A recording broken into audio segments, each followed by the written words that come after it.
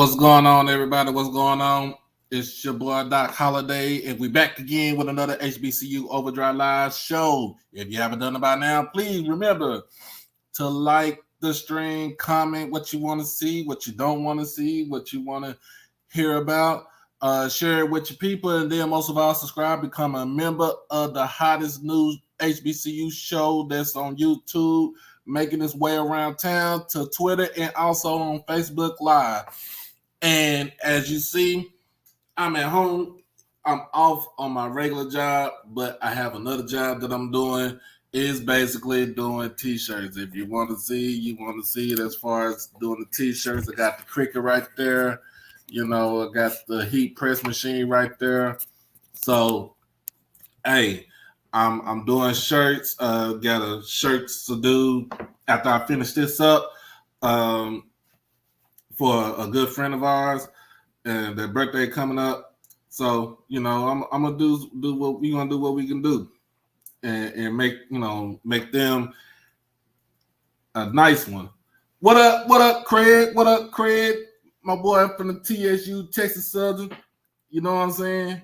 Hey, I'm gonna get with y'all on that for this preview right now. So. So remember, make sure you like the stream, follow, hit the comment section, share it with your people. Make sure you hit that notification bell to get everything HBCU OverDrive. All right. So the first thing first, about to get into these announcements like it's church as usual. Hit that tick on the bottom. So as usual, I'm be at football games. Next week, be at the State Fair Classic, Grambling versus Prairie View. I don't have too much of vested interest in this game, but I'm gonna be there, no doubt, because why? Cover for the culture, right? You know what I'm saying? Cause do it for the culture. So that's a 4:00 kickoff game right there at the Cotton Bowl. And if you just don't want to go to the game, shoot, just go to the fair. Fair gonna be going on. There'll be the second day of the fair next Saturday. But like I said, I'll be at the game. It'll be my wife's third HBCU game she ever been to. So we're trying to build her resume up. Trying to build that resume up for her.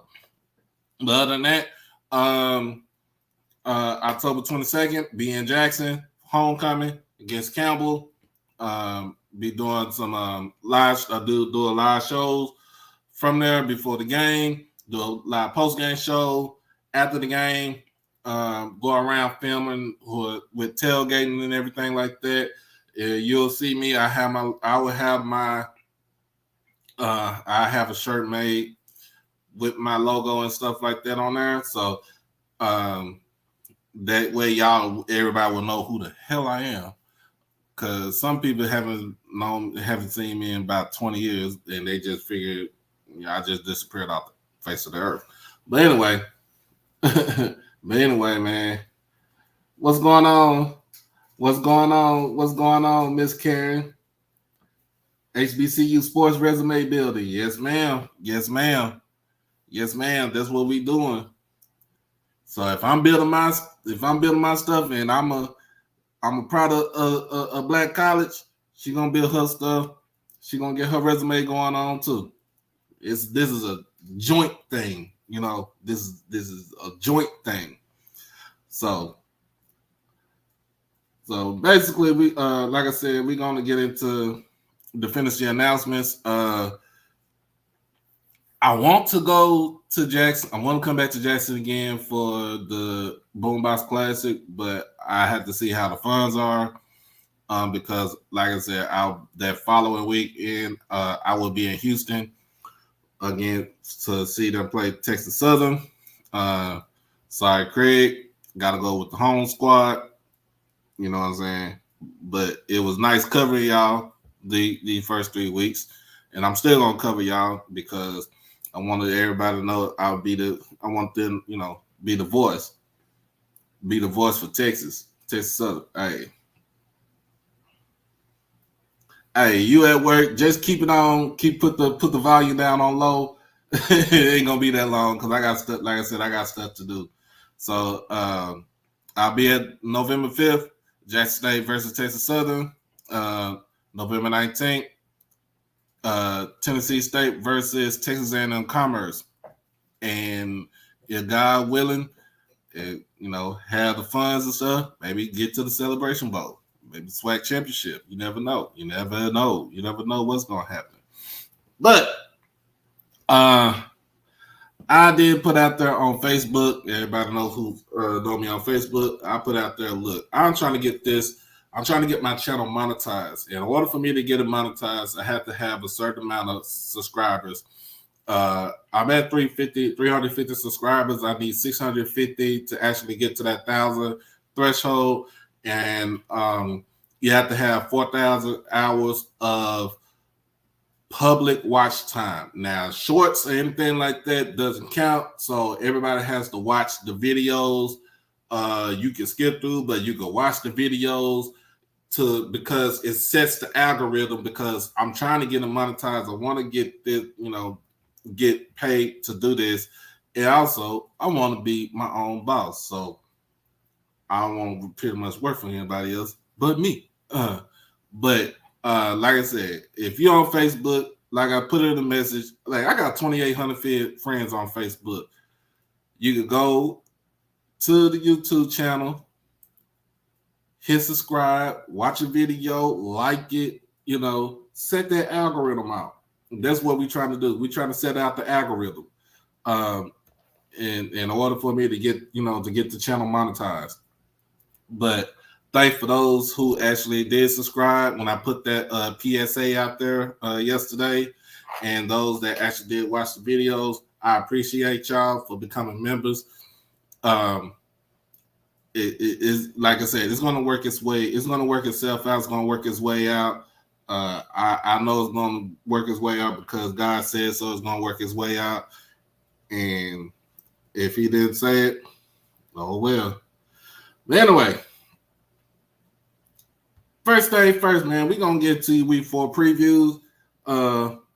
So, man, we're going to start with the MEAC. We got Norfolk State versus St. Francis, Pennsylvania. That is a 1 o'clock kickoff. That's showing that game on ESPN Plus. If you don't have ESPN Plus, you have to get a subscription with ESPN.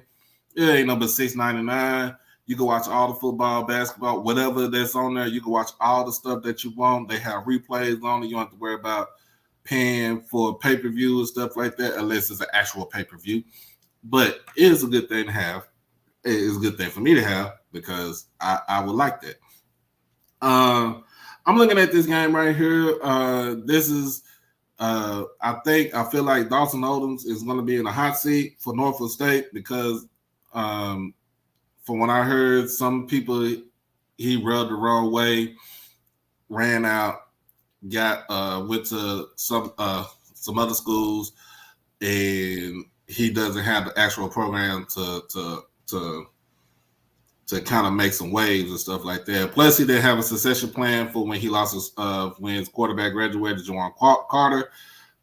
So basically, this is on him. This is on Odoms. So he has to recruit a quarterback, or he has to develop a quarterback, get somebody out of the transfer portal to plug it in.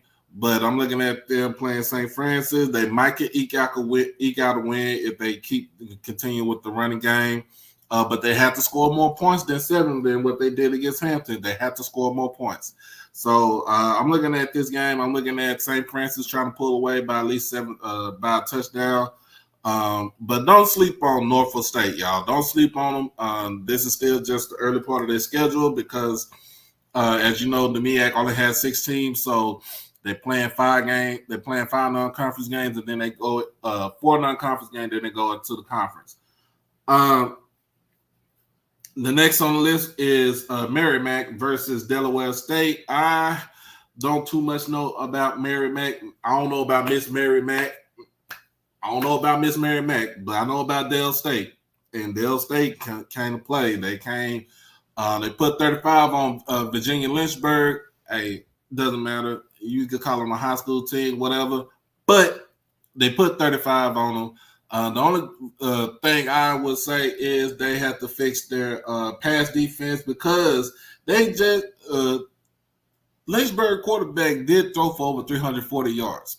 I'm just saying that you gotta be able to stop the pass. It's good that they stopped the run. Most of the yardage off the run, they stopped the run because they set the quarterback, I think, like 10 times. So, so it should be a good game. It should be an easy game right there. So basically, I'm giving Dale State the victory. I'm giving them a 17-point victory. I'm gonna say 34-17. I don't like I said, I don't know too much about Miss Mary Mack. Mary Mack, what you want to call her, Miss Mary Mack. But I just know Dale State is gonna score at least 30 points a game, 30 points in this game right here. So next game right now, we're looking at Virginia Lynchburg versus NC Central, North Carolina Central. North Carolina Central is coming off a remarkable win against New Hampshire. They went up to Durham, New Hampshire, handled business from start to finish. Basically, they had a 21, from what I heard, they had a 21-0 lead in the first quarter, and they never looked back. What I saw on clips, that defense is looking good, and everybody in college football, SES football, needs to watch out for Davius Richard. That kid is something special. He is something special. He amassed over 300 yards total offense, 194 yards passing, 140 yards running. So he was the offense for NC Central. Virginia Lynchburg, all I have to say is keep passing the ball. You don't get me wrong, y'all put up a fight. Y'all put up a fight. You play Presbyterian close all the way up until the fourth quarter. Then they scored a touchdown, and basically you lost by a touchdown. You played Dale State very close until like middle of the third quarter, and basically they blew the game wide open. And now don't know what you'll do against NC Central, but I'm looking at NC Central still riding off this wave to go for an O against Virginia Lynchburg. I'm looking at them scoring. I'm looking at the score to be maybe 45-17. And I'm spotting, like I said, Lynchburg 17 points because they have a passing offense that can actually get it done. Now, can they run the ball? No, they cannot. But they have a quarterback that actually can get the ball in the air to the receivers and basically, make some sort of noise for themselves. But like I said, 45-17, North Carolina Central. And the game of the week in the MEAC would be South Carolina State versus North Carolina A&T. What my brother Josh Sims say, the school down the highway, because he's a North Carolina Central alum.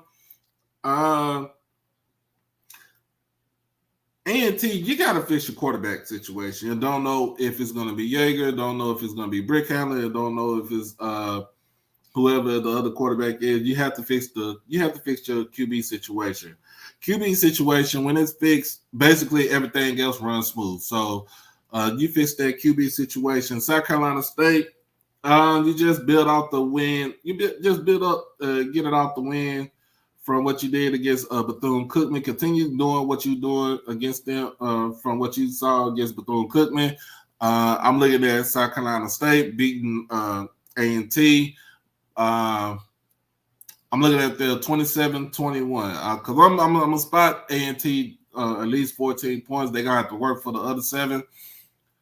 So, like I said, 27-21. I got North Carolina A&T taking the game.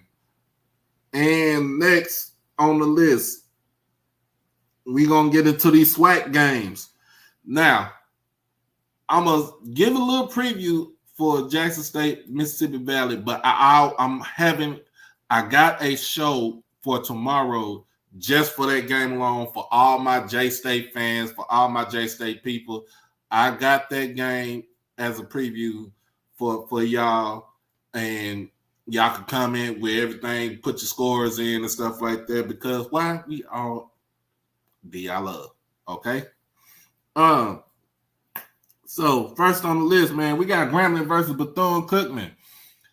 Grambling came out strong in the first half against Jackson State.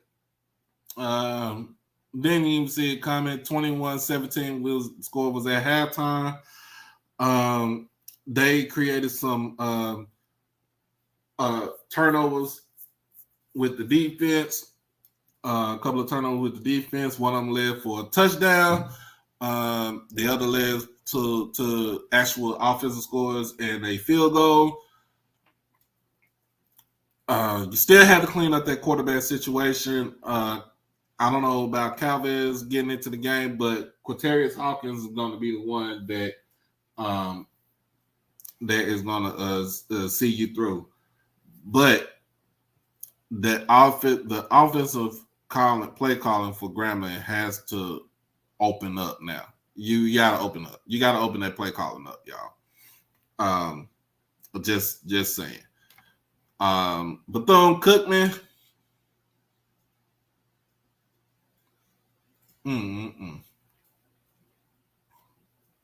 Jalen Jones looked like Jalen Jones from the spring semester when he was at Jackson State. Basically terrible against South Carolina State. Defense still played.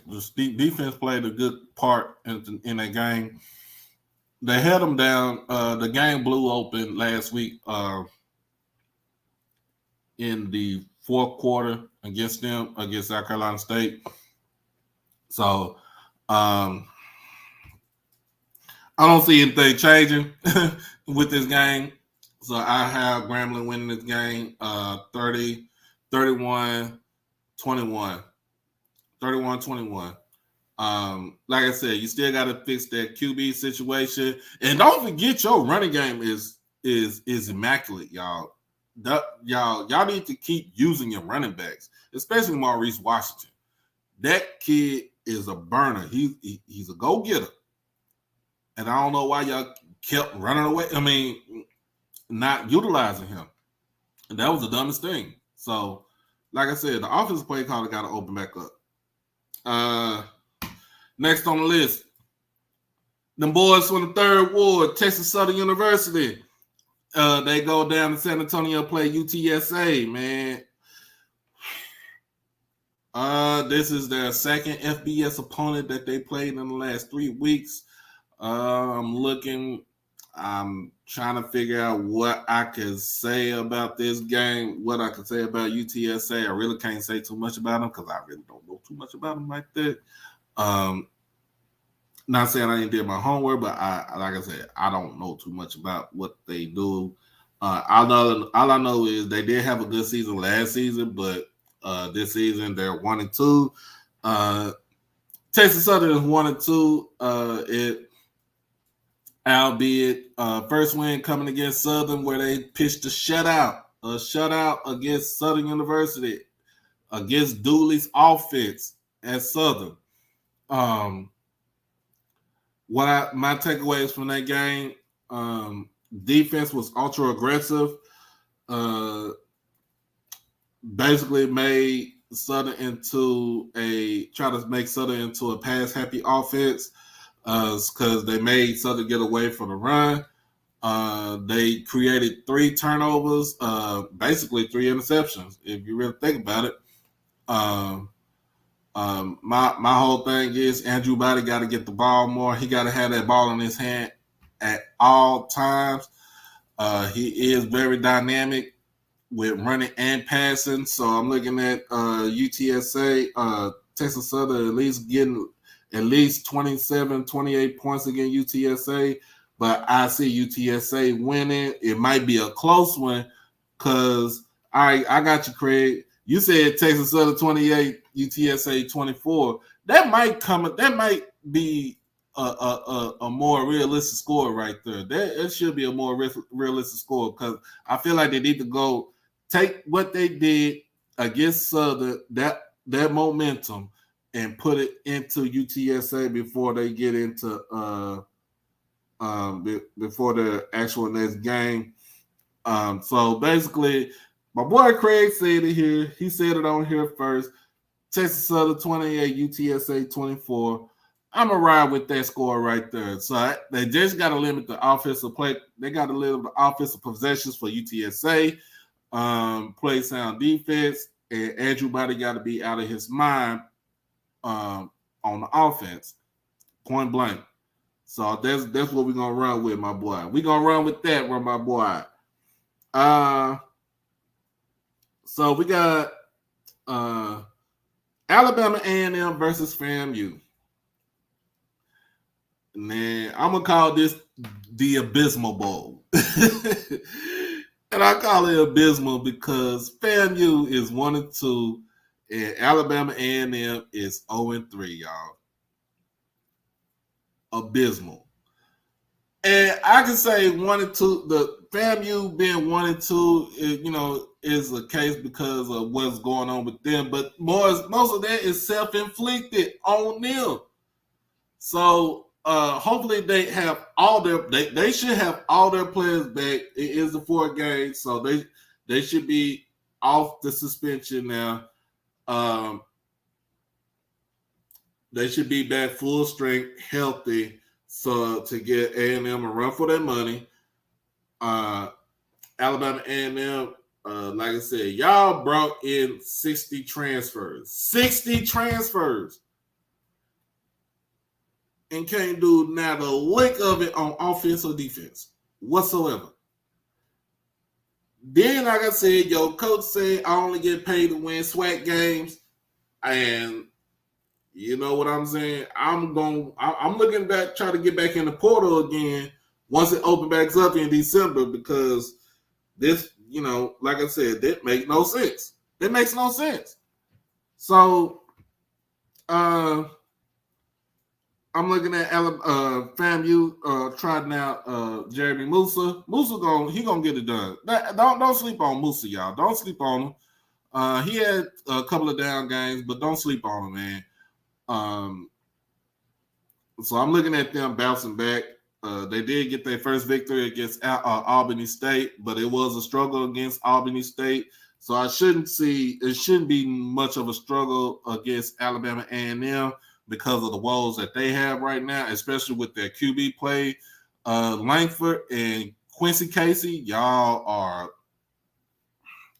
Langford shouldn't even be out there on the field. And Quincy Casey, sometimes he looks lost on the field. Like he looks like he lost his best friend on the field. So,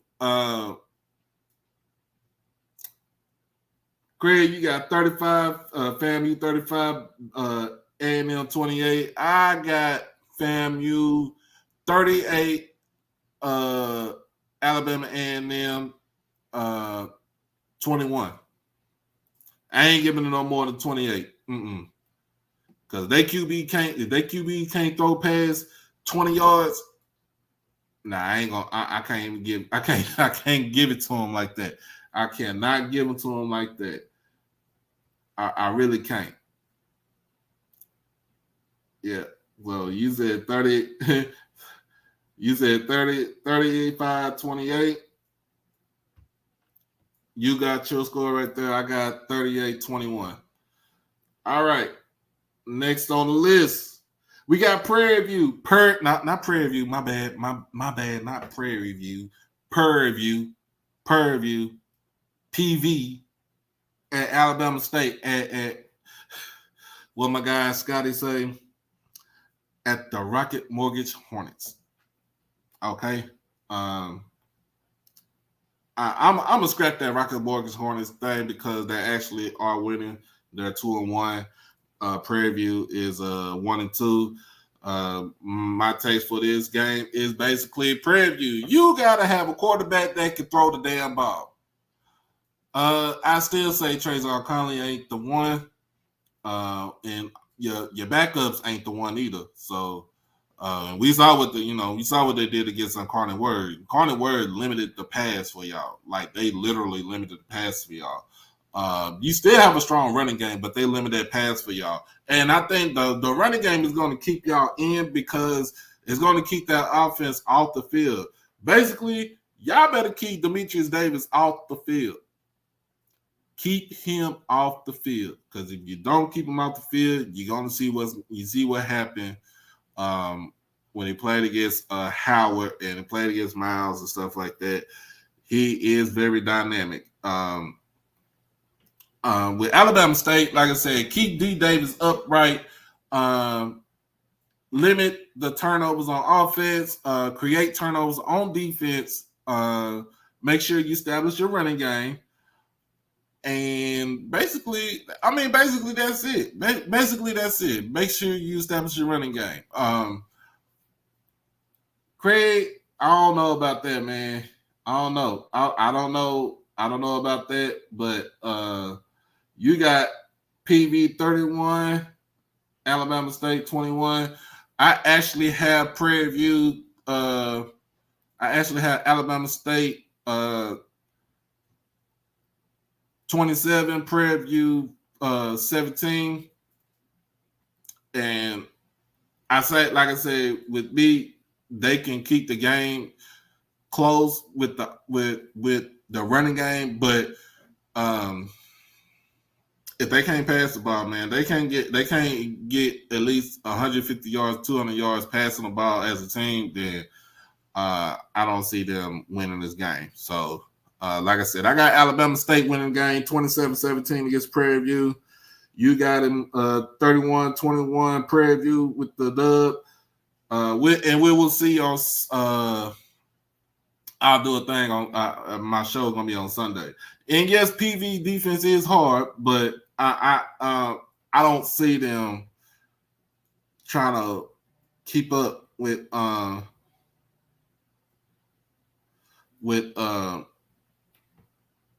Alabama State. I don't see them keeping up with Alabama State. But all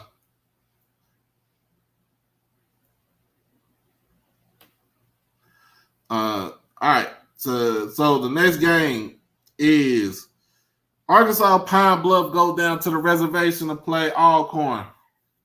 Alcorn's coming out for a momentum win against McNeese State, where the defense had mustered up 10 sacks. Had my boy running for his life.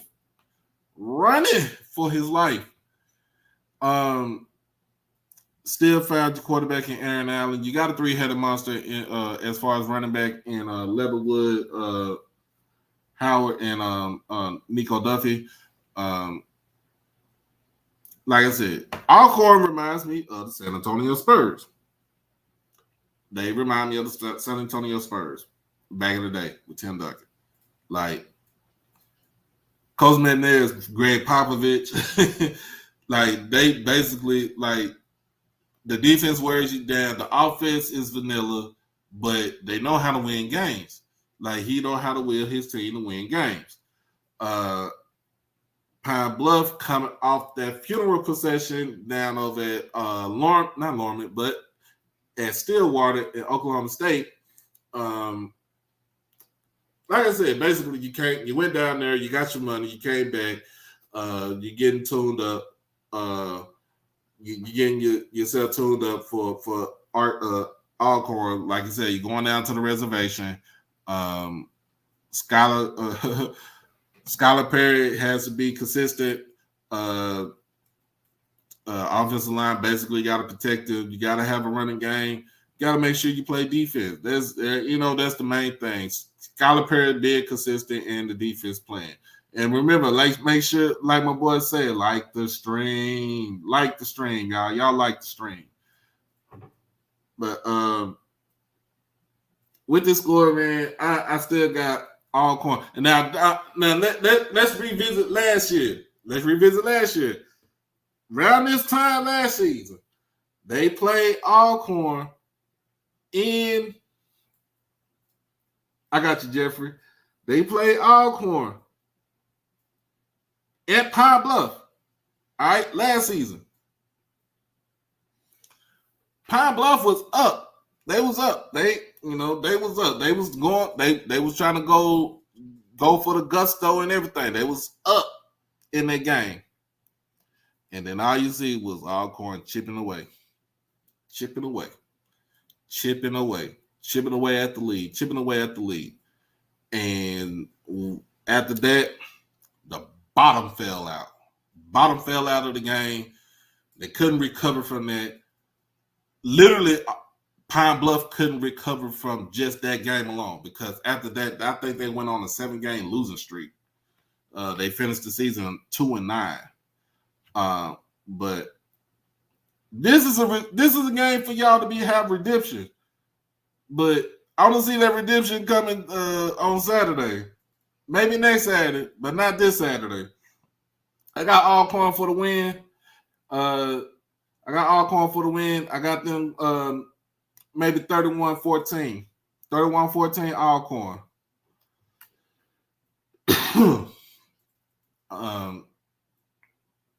I feel like Pine Bluff still has mentally Pine Bluff still hasn't recovered from what happened to them last season. That's all I gotta say. Mentally, they have not recovered from what happened to them last season. Of course, you get the first 2 games out the way, playing against Lane, and I forgot who the other game was against, but I can see.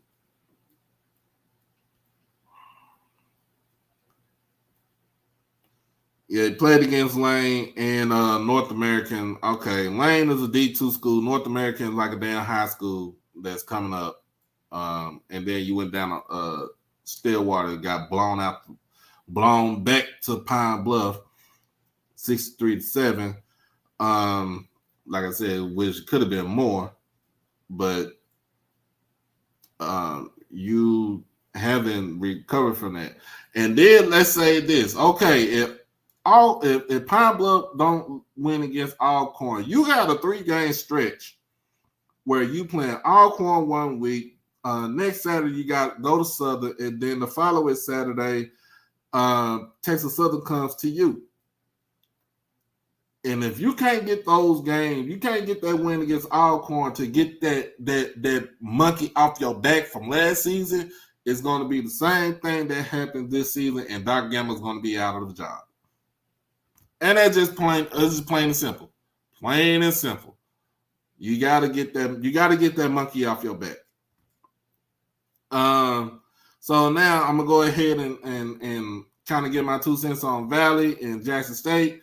First of all, if you are going to the game, this game is at 1:00 at the vet. So you make sure the night before you hydrate before you get to the game. Make sure you wear light clothing,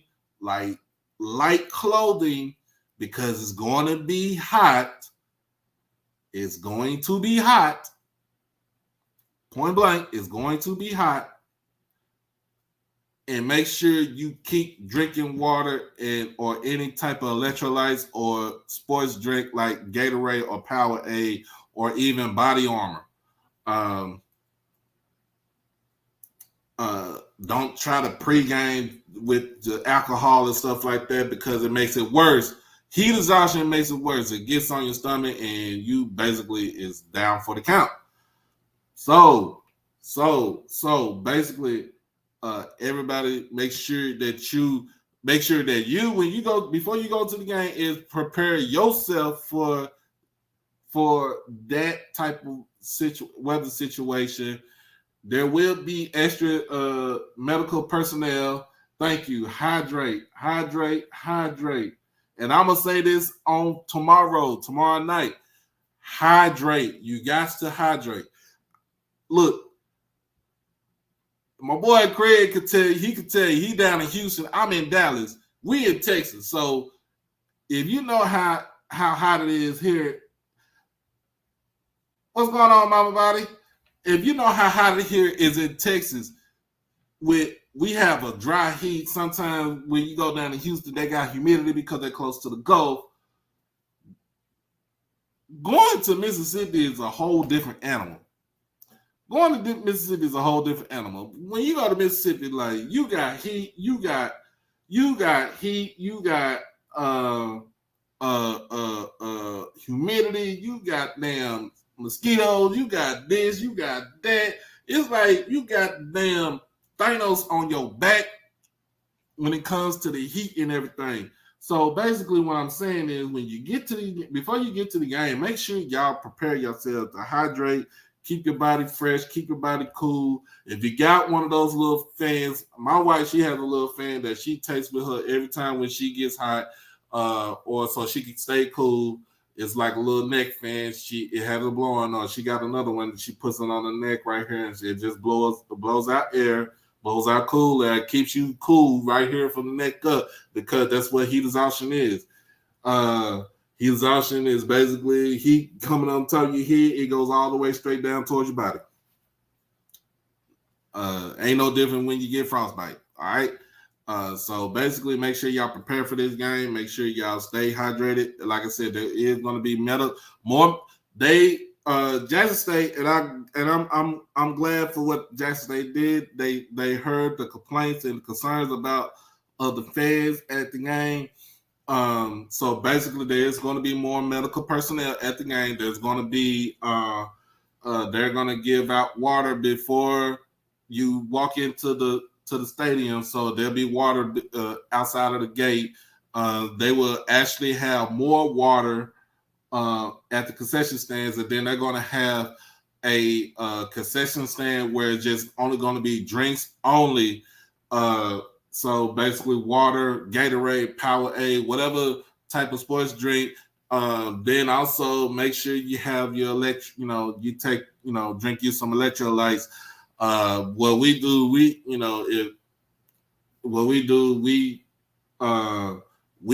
play.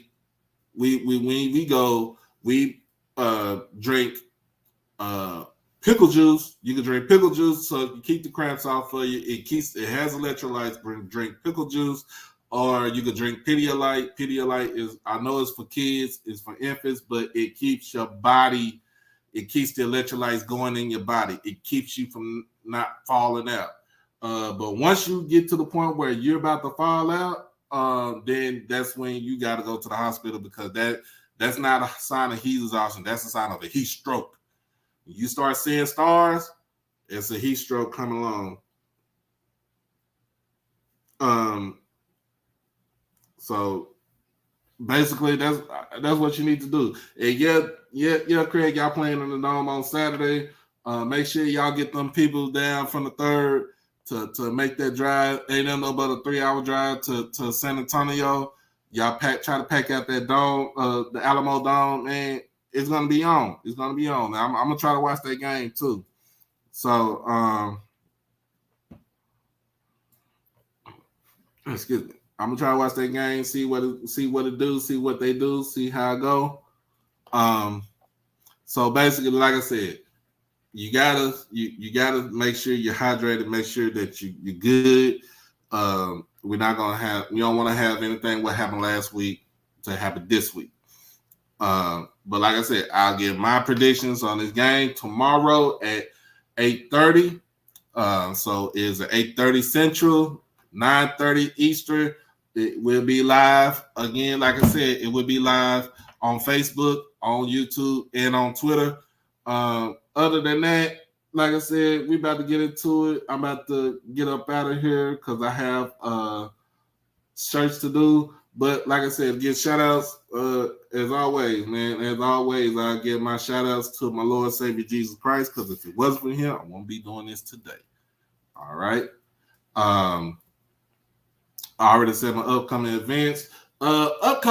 Basically, in 2 weeks, my birthday is coming up. So yes, your boy is celebrating his birthday on October the 8th. I will be turning 43. I don't look it, but I'm turning 43.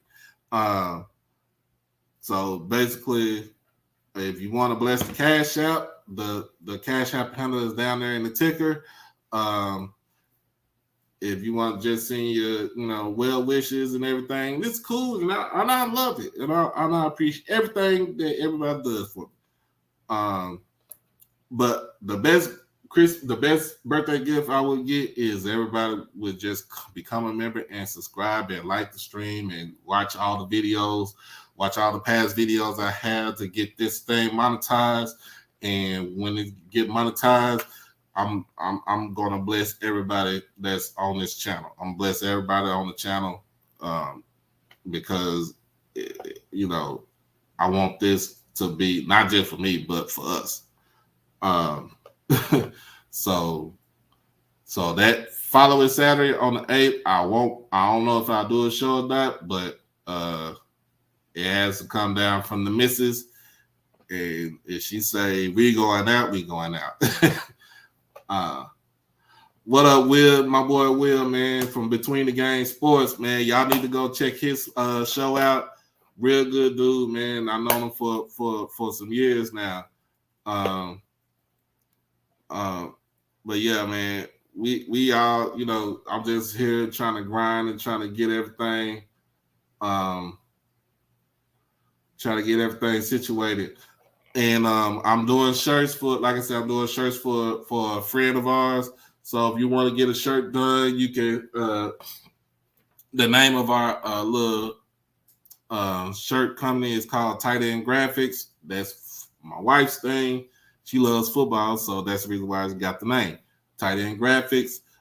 We will put some stuff out on Facebook and on Instagram and on Twitter, so everybody can see what we do, see how we can do it. And if you want to get a shirt done, just bless the Cash App just with a donation, and you know we'll get one done for you. We do shipping and handling also. But other than that, y'all, that's all I have for today. Like I said, tomorrow will be the Jackson State Valley preview game, pregame show. And everything else, y'all, you know, stay up, stay copacetic. You know, like I said, this is HBCU OverDrive live show where HBCUs matter. I'm your boy, Doc Holiday, and we're going to be out for right now. Peace.